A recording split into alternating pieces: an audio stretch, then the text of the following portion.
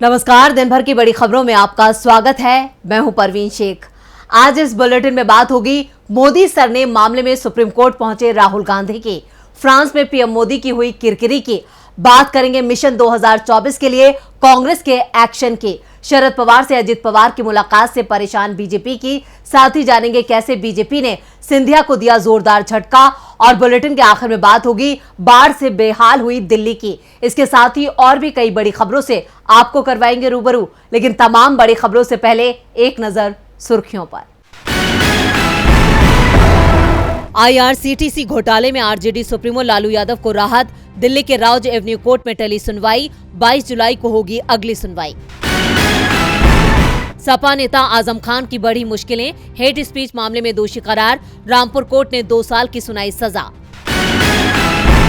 UCC पर साथ छोड़ रहे हैं एक कर मोदी सरकार के सहयोगी दल, अब पीएमके ने कहा राष्ट्रीय एकता के खिलाफ है कानून।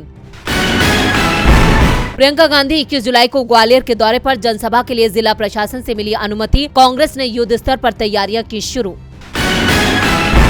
ये तो थी सुर्खियां, और अब बात आज की सबसे बड़ी खबर की। राहुल गांधी ने मोदी सरनेम मामले को लेकर अब सुप्रीम कोर्ट का दरवाजा खटखटाया है। आज राहुल ने गुजरात हाईकोर्ट के आदेश के खिलाफ याचिका दाखिल की है। हाईकोर्ट ने बीती 7 जुलाई को मोदी मानहानि मामले में राहुल की सजा पर रोक लगाने से इनकार कर दिया था। तो क्या अब सुप्रीम कोर्ट राहुल की सजा पर लगाएगा रोक? देखते हैं ये रिपोर्ट। राहुल गांधी ने मोदी सरनेम मामले में सजा पर रोक लगाने की मांग को लेकर सुप्रीम कोर्ट में याचिका दायर कर दी है। इससे पहले गुजरात में कांग्रेस नेता के खिलाफ मानहानि का मामला दायर करने और उन्हें सजा दिलाने वाले बीजेपी विधायक पुर्णेश मोदी ने भी सुप्रीम कोर्ट में एक केवियट दायर की थी। दरअसल 2019 में मोदी सरनेम को लेकर की गई टिप्पणी के मामले में 23 मार्च को सूरत की सीजेएम कोर्ट ने राहुल को 2 साल की सजा सुनाई थी। हालांकि कोर्ट ने फैसले पर अमल के लिए 30 दिन की मोहलत भी दी थी। आपको बता दें कि 2019 लोकसभा चुनाव के दौरान कर्नाटक के कोलार की एक रैली में राहुल गांधी ने कहा था, क्यों सभी चोरों का सरनेम मोदी है। इसी को लेकर बीजेपी विधायक और गुजरात के पूर्व मंत्री पुर्णेश मोदी ने राहुल गांधी के खिलाफ मानहानि का मामला दर्ज कराया था। राहुल के खिलाफ आईपीसी की धारा 499 और 500 के तहत मामला दर्ज किया गया था। इसी साल 23 मार्च को निचली अदालत ने राहुल को दोषी ठहराते हुए 2 साल की सजा सुनाई थी। इसके अगले ही दिन राहुल की लोकसभा सदस्यता चली गई थी। राहुल को अपना सरकारी घर भी खाली करना पड़ा था। निचली अदालत के फैसले के खिलाफ 2 अप्रैल को राहुल ने गुजरात हाईकोर्ट में याचिका दायर की थी। गुजरात हाईकोर्ट ने सुनवाई करने के बाद फैसला सुरक्षित रख लिया था।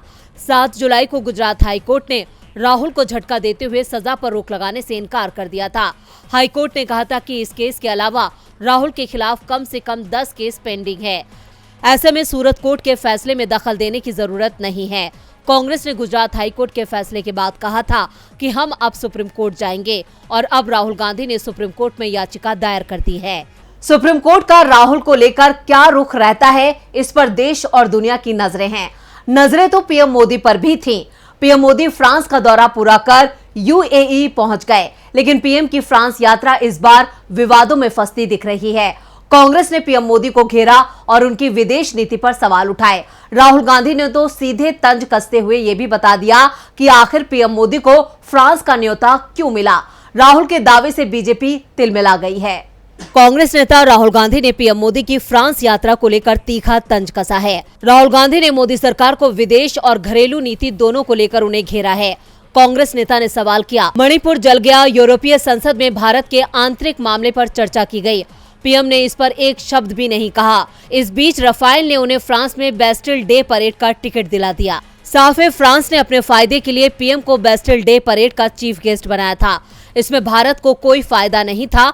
राहुल के बयान से बीजेपी तिलमिला गई और पीएम के बचाव में स्मृति ईरानी उल्टे कांग्रेस और राहुल गांधी पर सवाल उठा दिए। स्मृति ईरानी ने कहा, एक व्यक्ति जो भारत के आंतरिक मामलों में अंतर्राष्ट्रीय हस्तक्षेप चाहता है, एक निराश राजवंश जो मेक इन इंडिया की महत्वाकांक्षा को ठेस पहुंचाता है। जब हमारे प्रधानमंत्री को राष्ट्रीय सम्मान मिलता है तो वो भारत का मजाक उड़ाता है। ईरानी के इस बयान पर कांग्रेस ने एक बार फिर सवाल उठा दिए हैं।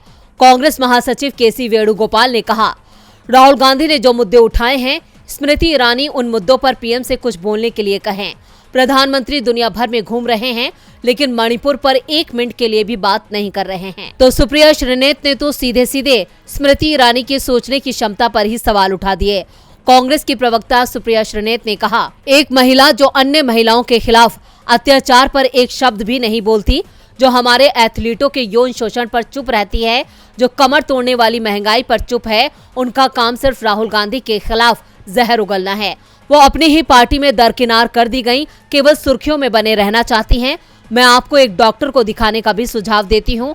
नफरत का ये स्तर खुद को नुकसान पहुंचाने वाला है। खूब सारी मोहब्बत। राहुल के सच से बीजेपी बौखला गई है। इधर बीजेपी को मात देने के लिए कांग्रेस फुल एक्शन में है। कांग्रेस में आज दिन भर बैठकों का दौर चलता रहा। लोकसभा और विधानसभा चुनाव के साथ ही तेलंगाना और नॉर्थ ईस्ट के मुद्दे पर चर्चा की गई। साथ ही संसद के मॉनसून सत्र में उठाए जाने वाले सवालों को लेकर भी मंथन हुआ। तो बैठक में क्या हुआ फैसला, देखते हैं ये रिपोर्ट। देश की राजनीति में आने वाला सप्ताह बेहद खास और हंगामेदार होने वाला है। संसद का मानसून सत्र 20 जुलाई से शुरू हो रहा है, तो उससे पहले विपक्षी एकता को लेकर 17-18 जुलाई को बेंगलुरु में बैठक है। इसे लेकर आज दिन भर कांग्रेस में बैठकों का दौर चला। सबसे पहले यूसीसी को लेकर चर्चा हुई। पार्टी की कोर कमेटी की बैठक में पी चिदम्बरम, सलमान खुर्शीद, विवेक तनखा, केटीएस तुलसी, लोकसभा सांसद मनीष तिवारी, एल हनुमंतमैया और अभिषेक मनु सिंह भी शामिल हुए। बैठक में साफ कर दिया गया कि जब तक यूसीसी का ड्राफ्ट सामने नहीं आएगा, कांग्रेस इस मुद्दे पर कोई स्टैंड नहीं लेगी। ड्राफ्ट सामने आने पर ही कोई निर्णय होगा। एक बैठक तेलंगाना विधानसभा चुनाव के लिए मल्लिकार्जुन खड़गे की अध्यक्षता में भी हुई, जिसमें राहुल गांधी और तेलंगाना के कांग्रेस पदाधिकारी शामिल हुए। बैठक में पूर्व सांसद मधु यक्षी गौड़ा के नेतृत्व में चुनाव अभियान समिति के गठन का फैसला हुआ। नॉर्थ ईस्ट के राज्यों के नेताओं के साथ भी बैठक, साथ ही राज्य की हर लोकसभा सीट के लिए एक पर्यवेक्षक की नियुक्ति की गई, यानी 17 लोकसभा सीट के लिए 17 पर्यवेक्षक बनाए गए हैं। तेलंगाना पर बैठक के बाद कांग्रेस अध्यक्ष ने नॉर्थ ईस्ट के राज्यों के नेताओं के साथ बैठक की। बैठक में अरुणाचल प्रदेश, नागालैंड, मणिपुर, त्रिपुरा और सिक्किम के नेताओं ने हिस्सा लिया। बैठक के बाद कांग्रेस अध्यक्ष खड़गे ने मोदी सरकार को घेरते हुए कहा कि मोदी राज में एक्ट ईस्ट नीति पूर्वोत्तर राज्यों के लिए एक्ट लिस्ट काम नीति बन गई है। देश भगवा पार्टी के विभाजन की शातिर राजनीति का हमला देख रहा है। समुदायों को एक दूसरे के खिलवाड़ खड़ा किया जा रहा है। बोलने की आजादी पर हमला हो रहा है। मौलिक अधिकारों पर सवाल उठाए जा रहे हैं। इसके बाद एक और बैठक कांग्रेस के वरिष्ठ नेताओं के साथ पार्टी अध्यक्ष ने की, जिसमें संसद के मानसून सत्र में उठाए जाने वाले मुद्दों पर मंथन किया गया। कांग्रेस की तैयारियों से बीजेपी खेमे में हलचल तेज है। महाराष्ट्र में भी सियासी हलचल तेज है। महाराष्ट्र में एनसीपी की फूट के बाद अजीत पवार पहली बार अपने चाचा शरद पवार से मिलने उनके आवास पर पहुंचे। ये भी बड़ा दिलचस्प है कि शरद पवार और अजीत पवार की यह मुलाकात महाराष्ट्र में मंत्रिमंडल के विस्तार के कुछ ही घंटों के बाद हुई। आखिर इस मुलाकात के क्या है सियासी मायने, देखते हैं ये रिपोर्ट। एनसीपी से बगावत के बाद अजीत पवार ने पहली बार चाचा शरद पवार से मुलाकात करने उनके घर सिल्वर ओके पहुंचे। वहीं दोनों में काफी देर तक बातचीत हुई। मुलाकात की खबर मिलते ही एनडीए परेशान नजर आने लगी है, क्योंकि एनडीए को डर है कि जो खेला अजीत पवार ने लगभग 3.5 साल पहले किया था, कहीं वो दोबारा से न कर दे। क्योंकि उस वक्त अजीत पवार ने रातों रात बीजेपी नेता देवेंद्र फडणवीस के साथ डिप्टी सीएम पद की शपथ तो ले ली थी और महज 3 दिन बाद ही इस्तीफा देकर चाचा के पास वापस लौट गए थे और एनडीए की सरकार गिरा दी थी। इसीलिए बीजेपी को डर है कि कहीं अजीत का परिवार प्रेम सत्ता पर हावी ना पड़ जाए। क्योंकि पिछले सप्ताह अजीत पवार के भतीजे युगवेंद्र पवार ने शरद पवार से मुलाकात की थी। इस मुलाकात के बाद युगेंद्र पवार सीधे अपने चाचा अजीत पवार से मिलने उनके आवास पर पहुंचे थे। काफी समय तक दोनों में बातचीत भी हुई थी। अब अजीत पवार का शरद पवार से मिलना कई तरह के सवाल उठा रहा है, क्योंकि राजनीतिक गलियारे से चाचा भतीजे की मुलाकात के बाद से ही आवाज उठने लगी है। क्या दोनों एक बार फिर से एक होने जा रही हैं और अजीत पवार फिर से बीजेपी के साथ खेला करने की योजना बना रही हैं? हालांकि इस बीच अजीत पवार ने मुलाकात से पहले ही साफ कर दिया कि राजनीति एक तरफ, परिवार पहले। कहा जा रहा है कि अजीत पवार चाची प्रतिभा पवार का हाल जानने पहुंचे थे। प्रतिभा पवार की तबीयत खराब है और बीते दिनों ही उन्हें मुंबई के ब्रिज कैंडी अस्पताल से लाया गया था। अजीत पवार कभी भी बीजेपी को झटका दे सकते हैं। झटका तो सिंधिया को बीजेपी ने दिया है। मध्य प्रदेश की सियासत में खासा मुकाम रखने वाले केंद्रीय मंत्री ज्योतिरादित्य सिंधिया के सितारे फिलहाल गर्दिश में नजर आ रहे हैं। सीएम बनने की चाह में उन्होंने कांग्रेस से बगावत करके बीजेपी का दामन थामा था, लेकिन उन्हें सीएम की जगह केंद्र की राजनीति में हिस्सेदार बना दिया गया। अब बीजेपी ने सिंधिया के पर कतरते हुए उन्हें उनके गढ़ ग्वालियर चंबल से बेदखल कर दिया है। क्या है पूरी खबर, देखते हैं ये रिपोर्ट। बीजेपी ने केंद्रीय मंत्री नरेंद्र सिंह तोमर को मध्य प्रदेश में चुनाव प्रबंध समिति का संयोजक बनाया है। बीजेपी की अभी हाल ही में हुई बैठक के बाद कयास लगाए जा रहे थे कि ज्योतिरादित्य सिंधिया को अहम जिम्मेदारी दी जा सकती है, लेकिन ऐसा नहीं हुआ। पीएम मोदी और केंद्रीय गृह मंत्री अमित शाह के दौरों के बाद एमपी में 2 बड़े फैसले लिए गए हैं। पहला, केंद्रीय मंत्रियों भूपेंद्र यादव और अश्विनी वैष्णव को प्रदेश प्रभारी बनाया। इसके बाद शनिवार सुबह को केंद्रीय कृषि मंत्री नरेंद्र सिंह तोमर को चुनाव प्रबंधन समिति का संयोजक नियुक्त करने का ऐलान कर दिया गया। उनकी नियुक्ति के बाद से केंद्रीय मंत्री ज्योतिरादित्य सिंधिया को लेकर कयासों का दौर शुरू हो गया है। मंगलवार को अमित शाह भोपाल पहुंचे थे, जहां उन्होंने कई बैठकें की। इन बैठकों में सबसे ज्यादा सिंधिया ही नजर आ रहे थे, लेकिन बैठक का नतीजा तोमर के हक में गया। चुनाव प्रबंध समिति का संयोजक नरेंद्र सिंह तोमर को बना दिया गया। तोमर की नियुक्ति को सिंधिया के लिए झटका भी माना जा रहा है। इसकी 2 बड़ी वजह हैं। पहला तो तोमर को सिंधिया का राजनीतिक प्रतिद्वंदी माना जाता है। दूसरा ये भी कि सिंधिया की तरह तोमर भी ग्वालियर चंबल क्षेत्र से आते हैं।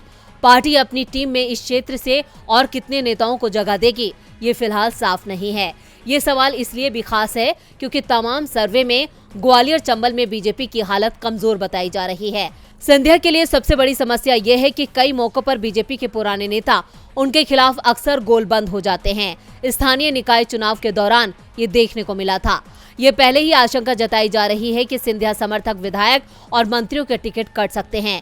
ये भी स्पष्ट है कि चुनाव के दौरान तोमर की भूमिका महत्वपूर्ण होगी। ऐसे में सिंधिया के लिए आने वाले दिनों में मुश्किलें और बढ़ सकती हैं। सिंधिया का राजनीतिक भविष्य क्या होगा, ये एमपी चुनाव के नतीजे तय करेंगे। इधर पीएम के विदेश दौरे से भविष्य में भारत को क्या हासिल होगा, ये भी देखना होगा। पीएम मोदी फ्रांस के 2 दिन के दौरे के बाद यूनाइटेड अरब अमीरात पहुंच गए हैं। पीएम के इस दौरे में क्या है खास, देखते हैं ये रिपोर्ट। पीएम मोदी फ्रांस की यात्रा पूरी कर यूएई पहुंचे, जहां उन्होंने अबू धाबी में क्राउन प्रिंस शेख खालिद बिन मोहम्मद बिन जायद अल नाहयान से मुलाकात की। पीएम ने इस दौरान रणनीतिक साझेदार देश के साथ ऐतिहासिक व्यापार समझौते को लेकर चर्चा की। इसके साथ ही कई समझौतों पर हस्ताक्षर भी किए गए। पीएम मोदी ने शेख नाहयान को अपना दोस्त बताया। पीएम मोदी ने अपने स्वागत के लिए क्राउन प्रिंस को धन्यवाद दिया। उन्होंने कहा कि हम अपनी साझेदारी को मजबूत करने के लिए नई पहल कर रहे हैं। दोनों देशों की मुद्राओं में व्यापार समझौते पर आज का समझौता हमारे मजबूत आर्थिक सहयोग और विश्वास को दर्शाता है। इस साल पीएम मोदी की पश्चिम एशिया के किसी मुस्लिम देश की ये दूसरी यात्रा है। इससे पहले पीएम अमेरिका यात्रा से लौटते समय इजिप्ट पहुंचे थे, जहां वो लगभग 1000 साल पुरानी अल हकीम मस्जिद भी गए थे और अब पीएम यूएई पहुंचे हैं। पीएम की इस यात्रा को लोकसभा चुनाव से जोड़कर भी देखा जा रहा है। मुस्लिम देशों में बढ़ती पीएम मोदी की यात्रा से साफ है, बीजेपी चुनावों में मुस्लिम वोटों को हासिल करने की कोशिश में जुटी है। साथ ही मोदी सरकार पर मुसलमानों के अधिकारों में कटौती के जो आरोप लगाए जा रहे हैं, उसकी भरपाई में जुटी है। हाल ही में यूरोपीय संसद ने मोदी सरकार में अल्पसंख्यकों के उत्पीड़न मामले में भारत को जमकर सुनाया। भारत के खिलाफ प्रस्ताव भी पास किया था। ऐसे में पीएम मोदी के दौरे से बीजेपी को क्या फायदा होगा, इस पर सवाल जरूर बने हुए हैं। और बुलेटिन के आखिर में बाढ़ से बेहाल दिल्ली की रिकॉर्ड तोड़ बढ़ोतरी के बाद यमुना के जलस्तर में अब लगातार कमी आ रही है, लेकिन दिल्ली में अभी भी बाढ़ का खतरा बरकरार है। बाढ़ से जूझ रही दिल्ली में मौसम विभाग ने आज के लिए येलो अलर्ट जारी कर मध्यम स्तर की बारिश होने की संभावना जताई थी। तो अब दिल्ली में कैसे हैं हालात, देखते हैं ये रिपोर्ट। देश की राजधानी दिल्ली में बाढ़ का प्रभाव दिखाई दे रहा है। इस बीच आम आदमी पार्टी के बयान से सियासी गलियारों में हंगामा मच गया है। दिल्ली के कैबिनेट मंत्री सौरभ भारद्वाज ने आरोप लगाया कि बीजेपी के नेतृत्व वाली केंद्र और हरियाणा की सरकारों ने जानबूझकर दिल्ली की ओर पानी छोड़ा है, जिसकी वजह से शहर में बाढ़ आ गई है। भारद्वाज ने कहा कि पिछले 3-4 दिन में दिल्ली में भारी बारिश नहीं हुई है और फिर भी यमुना में जलस्तर 208.66 मीटर तक पहुँच गया। हथिनीकुंड बैराज से 3 नहरों से यमुना में पानी छोड़ा जाता है। 9 से 13 जुलाई के बीच षड्यंत्र के तहत यमुना नहर से दिल्ली की ओर पानी छोड़ा गया। वहीं बीजेपी नेता कपिल मिश्रा ने दिल्ली में बाढ़ को लेकर आप सरकार को घेरते हुए कहा कि आज दिल्ली का आईटीओ, राजघाट, सिविल लाइन सब पानी में डूबा हुआ है। स्कूल, कॉलेज, ऑफिस सब बंद पड़े हैं।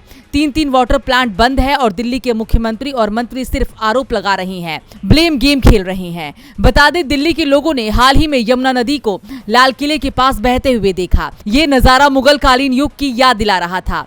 मुगल सम्राट शाहजहां ने अपने साम्राज्य की राजधानी आगरा से दिल्ली ले जाने का फैसला किया था। उसी विचार से लाल किले, जिसे किला मुबारक भी कहा जाता है, का निर्माण प्रारंभ हुआ, जो लगभग 10 साल तक चला। 1648 में शाहजहां ने पहली बार यमुना नदी के किनारे स्थित इस किले में नाव में बैठकर उसी रास्ते से प्रवेश किया था, जिस परिसर में पिछले दिनों यमुना नदी को बहते हुए देखा गया था। फिलहाल बाढ़ से जूझ रही दिल्ली में मौसम विभाग ने येलो अलर्ट जारी कर हल्की बारिश होने की संभावना जताई थी और आज सवेरे दिल्ली एनसीआर में बारिश भी हुई। आज इस बुलेटिन में इतना ही। देखते रहिए डीबी लाइव। नमस्कार।